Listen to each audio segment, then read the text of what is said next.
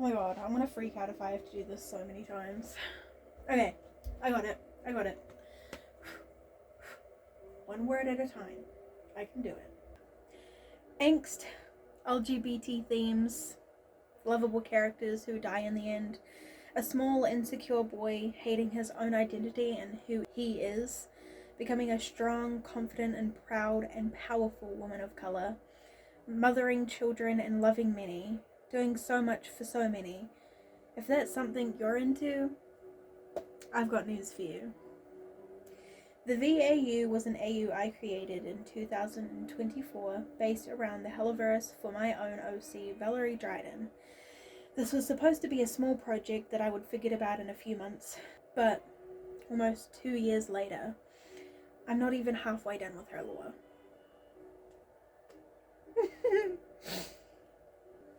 So come with me on a journey through lesbianing, transgendering, and whatever else happens to this truly beautiful woman. Before I start, this video will have extreme themes of drug use, self-harm, child rape/incest, murder, miscarriage, mentions of sex, mental health issues, and more. If any of these are sensitive to you, I'd suggest not watching the video. Thanks. Why didn't you comply?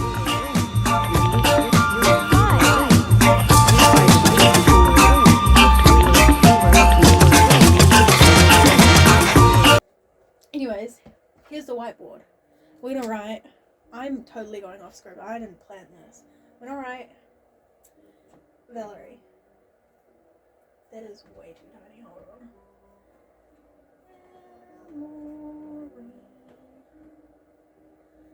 Valerie. She's in the middle because she's the main character. Okay? What is the Helliverse? Well, the Helliverse is 2 shows, Husband Hotel and Hell of a Boss, created by Vivian Madrano. Husband Hotel was originally a YouTube series about redemption based around Charlie Morningstar, the Princess of Hell, running a hotel to redeem sinners to avoid being exterminated by the higher-ups in heaven. Hell of a Boss is its sister show, based around a duo of imps who were originally in Husband Hotel and were going to be comedic relief, but became its own thing. It's about an imp named Blitz, with a silent O, and his company, immediate murder professionals, his relationships, his life, and so much more. If this fly doesn't fuck off, I swear to God. Why did I create an AU based around these shows, and what does Valerie have to do with the plot? I'm glad you asked. Valerie's story doesn't revolve around the original plots for either of the shows, but do include them in some parts. The lore and characters make up a big part of this AU, and Valerie wouldn't be who she is without the show. I created this AU just to have an OC for the media, as I do with other shows I like, but it's changed over the years it's existed. Valerie was created because there will be at least one person other than me who will look at Valerie and will feel seen as fuck. A trans woman who works her way to the top, who isn't just a trans woman. She's just a woman who has worked hard her entire life and afterlife to get where she is today. This is where the whiteboard comes in. I'm excited. It all starts with an angel named Alice.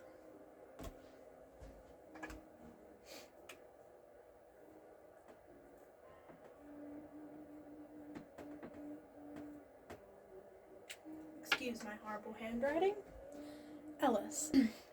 It all starts with an angel named Alice, God's youngest daughter, and the sister of the 7 deadly sins. She was kind, sweet as sugar, and if you asked God, she's a pain in the ass. To get her out of his hair, he sent her to Earth, giving her an important job, to look after humans as a human herself. And she had only one rule: never interact with a human, stay hidden.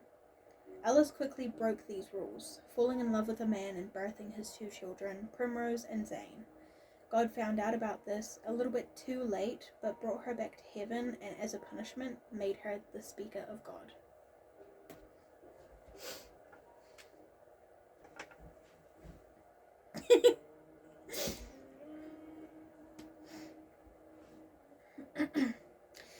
Zane was born on the 24th of July 1986 in Napier, New Zealand. A small baby boy, with his mother, older sister, and father looking down at him with happy faces. As Zane grew, he quickly knew his father didn't like him, and the hatred became more intense once Alice died. Zane was born intersex, having ovotesticular syndrome, a rare condition where one is born with both ovarian and testicular tissues. I won't go into details because I haven't fully figured out what this means for Zane. Zane's father hated this, mostly because he didn't understand it and refused to. He would abuse Zane most days for such small things, sexually, physically, and emotionally. Any way he could hurt the little boy. Once Zane's parents died, he felt free, living with his sister, but she died later from a drug overdose, and Zane was forced into foster care. Zane was put into a house with a lady named Juliet, a sweet old lady who had her own past. Zane got along well with Juliet in the short first day they knew each other, but she died the next day in a freak accident at her work as a waitress.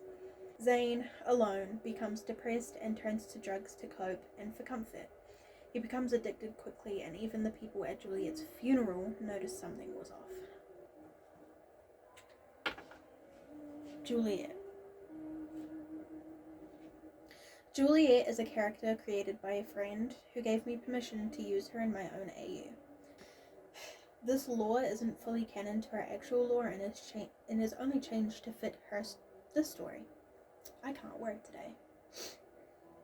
Juliet worked at an orphanage as a nurse before it burnt down, and she later moved into a small cottage home, taking care of children in foster care to cope with a miscarriage she had years before with her ex-husband. Which I also didn't mention this in the script, but she did murder her ex-husband. So that's just great. Zane becomes friends while at school with Molly, Angel's twin sister, whose lore doesn't matter in this AU because she's a throwaway character. She loves Zane, and they later date.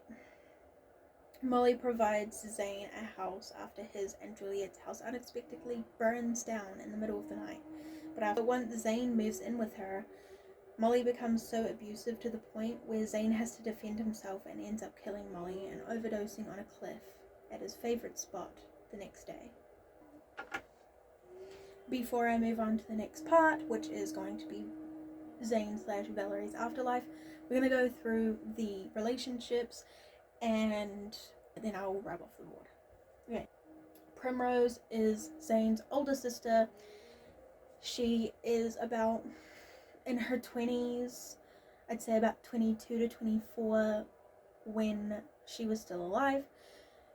She is a very complex character. I still haven't fully figured out her lore, but what I've got so far is that she has a boyfriend who doesn't live with them, who lives somewhere else, and who is extremely abusive towards Primrose and basically got her addicted to substances, which is the reason why she overdoses.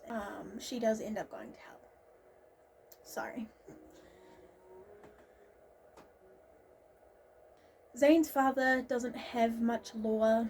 He doesn't even have a name. He originally had a name in Valerie's original lore, but I decided just to not give him a name and to give him no lore outside of Valerie because he wasn't a very important character and he would just be there for parts of it. But basically, he is a part of a cult. He basically grooms and assaults Zane to try and groom him into the cult, and mostly because Zane's father did not love him because of his intersex condition and the fact that he is not a real man. He was only abusive towards Zane, never to Primrose or to Alice, because Zane was their only chance to have a male child, and because Zane wasn't a full man to his father, he basically fucked it up. Yeah. Alice, aka the Speaker. Originally, Alice wasn't the speaker and was just a character that I had created, but when the speaker became canon, I was like, wouldn't it be cool and give Alice a little bit more lore? Originally, Alice was an angel, she was a child of God, and she was the sibling of the seven deadly sins. I will get into that lore in a second. And I was like, her lore can fit into the speaker's lore, what we have at the moment in season 2. So when season 2 came out and the speaker became a canon character, I was like, why not? Fuck it. So with the 7 deadly sins in this AU and my headcanon within the canon lore is that the 7 deadly sins are children of God who sinned and who were banished to hell, the same as Lucifer, except the rest of the 6 sins had that happen much later than Lucifer.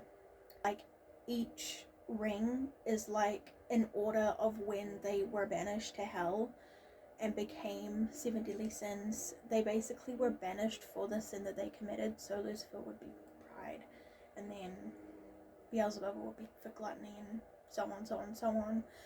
And so technically, since the sins are God's children who are banished to hell, that would mean that Alice is also their siblings because they have the same parents.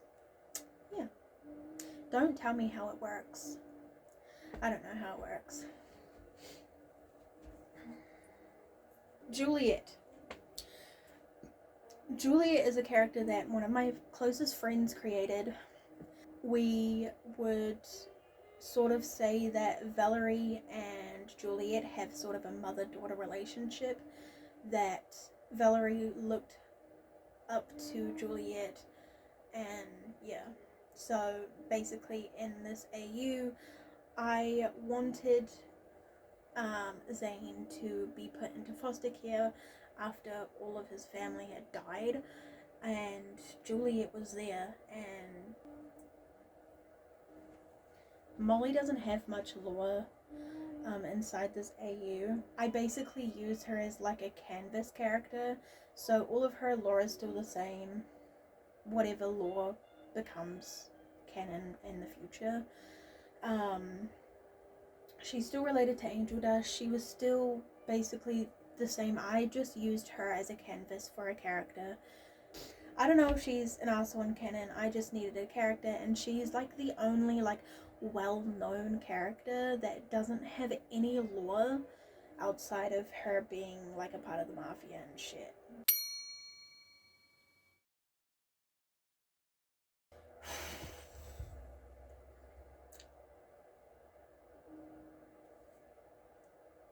Yes, I forgot to explain that. Whoopsies. Before I start this next part, I know that none of this is canon. There are a lot of things in this AU that have been changed completely from the canon. And before we start, to just explain it, sinners arrive in the ring of the sin that they committed before they died. The last sin that they committed before they died. So Zane arrives in an alleyway during an extermination. Great timing. He's caught by a small exorcist, another character created by my friend. The exorcist uses their spear to gouge Zane's left eye out, leaving him half blind, bleeding out in an alleyway.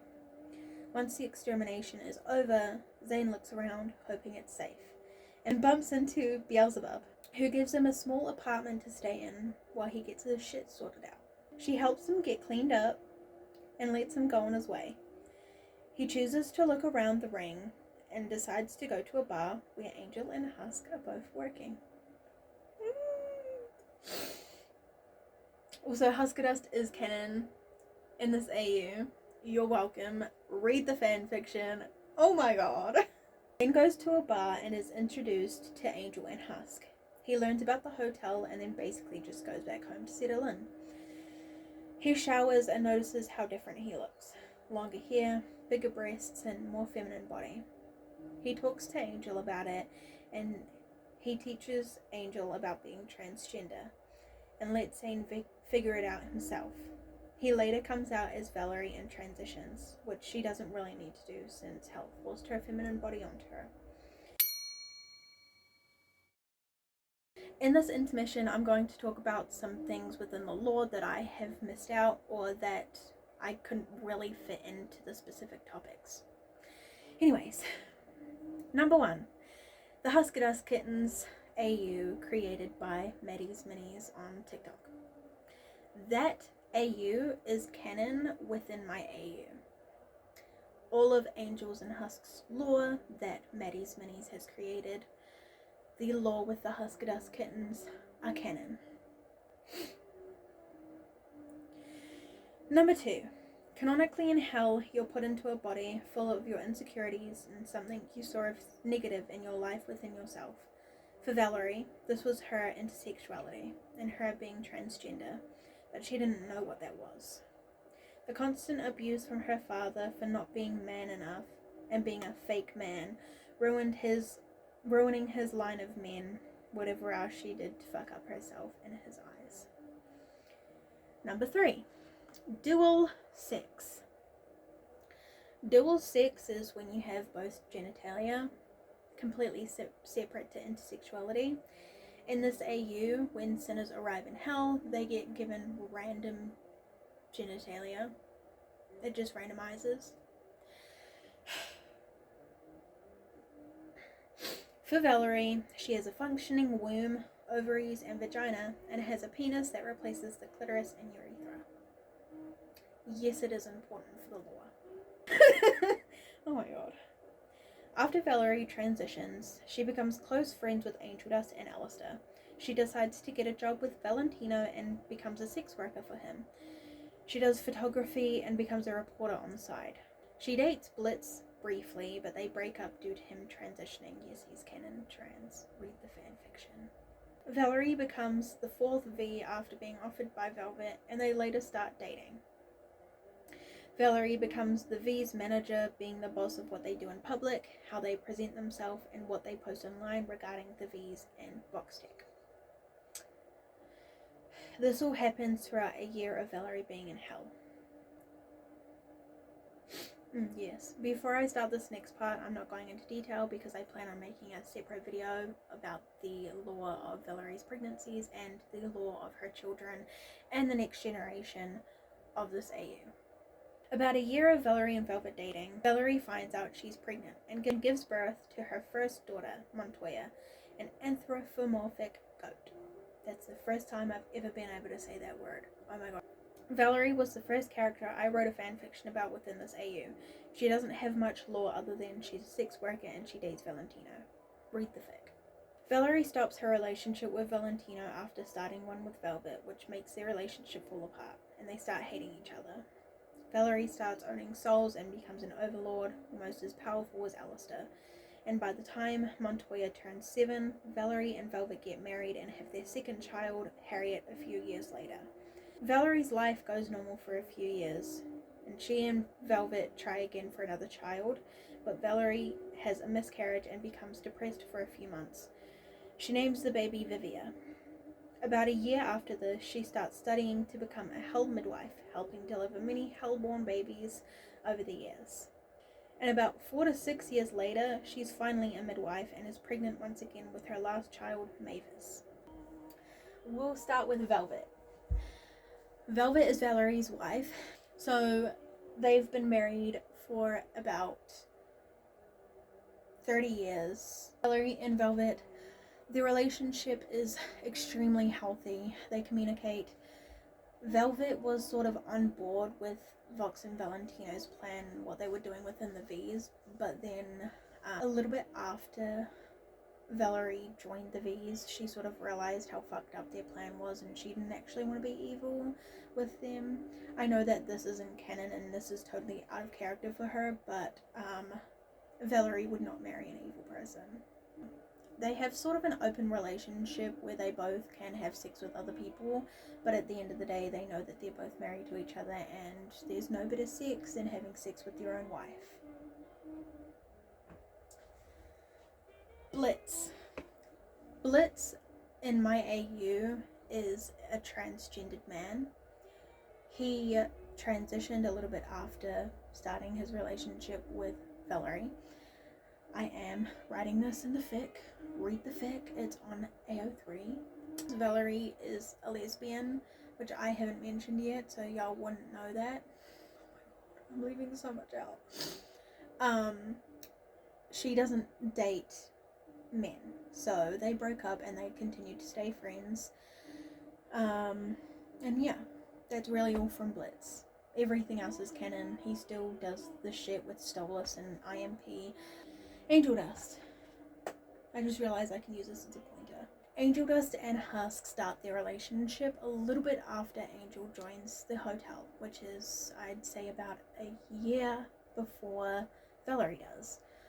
Husk, Angel, Valerie, and Velvet all have an agreement that Valerie and Angel Dust can do queer platonic things, but they are in a queer platonic relationship. They occasionally do romantic things as friends, and they occasionally have sex together. I know a lot of people are going to think that this is problematic because they are both gay. They are not into each other like that because they're both gay. I know that. I'm aware of that. Sometimes friends fuck. It's consensual, so. Alistair and Valerie both have a sort of sibling relationship. They get into arguments a lot of the time. They tease each other all the time, just like brother and sister. Even though in canon Alistair is sort of like an asshole, he has a very giant fucking soft spot for Valerie. Anytime Valerie like does her little puppy dog eyes and shit, he will always do what she says. He cannot say no to her. Valentino and Valerie have a sexual relationship while Valerie works for him as a sex worker, but they stop dating, or stop their relationship or whatever. They continue having their sexual relationship while Valerie dates Blitz, and Blitz is perfectly fine with it because he knows that it's mostly for work, even though that's not how Valentino sees it. Fuck you, Valentino. Vox and Valerie don't have much of a relationship other than Valerie is Vox's boss. And you're probably wondering, why the fuck did Vox let Valerie become his boss? He didn't mean to. He basically was trying to be like, hey, you can do this, this, and this. You're basically gonna be like my boss, but not actually. And then he realized he fucked up and that she is actually his boss now, and he couldn't take that back.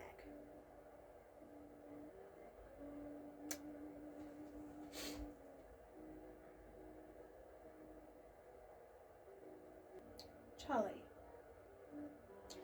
So, because Alice and Lucifer are siblings, that means that Lucifer is Valerie's uncle, which also means that Charlie is Valerie's cousin.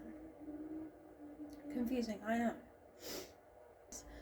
Charlie's lore doesn't change much other than the fact that after trying for a while and since the extermination no longer happens in season 2, she changes the hotel to become some sort of hotspot for sinners to stay at, to get themselves onto their feet once they arrive in hell, or just a place that you can go to hang out with friends, whatever, if you need a place to stay.